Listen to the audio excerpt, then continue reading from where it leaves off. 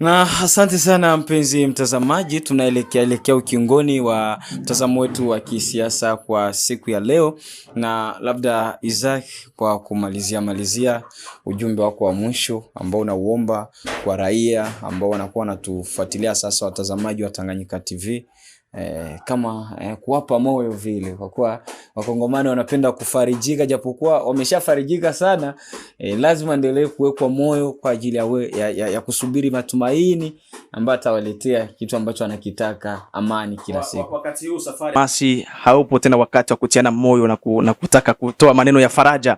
Wakati huu ni wakati wa kusisimua mioyo ya wakongomani kuwa tayari kwa kila jambo, kwa sababu ikibidi vita vifanyike, ni vizuri Kongomani kwa namna yoyote ile wawe tayari kufanya vita, kwa sababu wakati huu ni mbaya sana.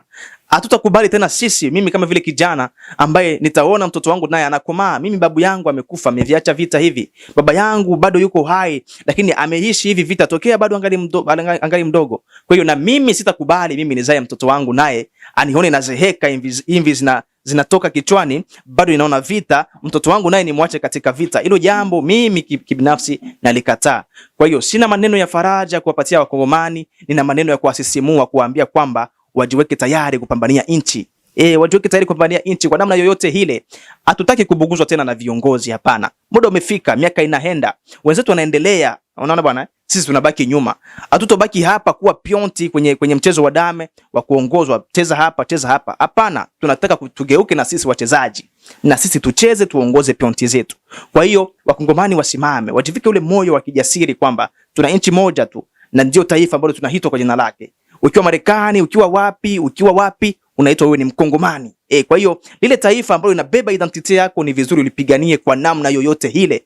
Hakuna muda tena wa faraja hapa. Yeah. Kama mlivyomsikia Isaac anatoka kumalizia kwamba hakuna muda wa faraja, ni muda wa Kongomani kusimama kuwa umoja ili kupigania nchi yako, kwa kuwa hakuna mwingine ambaye atakuja kutafutia amani. Amani italetwa na wewe Mkongomani, wewe mtazamaji ambao unatutazama. Kama wewe ni Mkongomani, kwa kuwa ndio nchi yako au na nchi nyingine, unaweza ukawa na uraia wa nchi nyingine, ila asili yako itakuwa ni moja, nchi ya Jamhuri ya Kidemokrasia ya Kongo. Nakushukuru sana. Tanganyika TV, kwa pamoja tukupashe.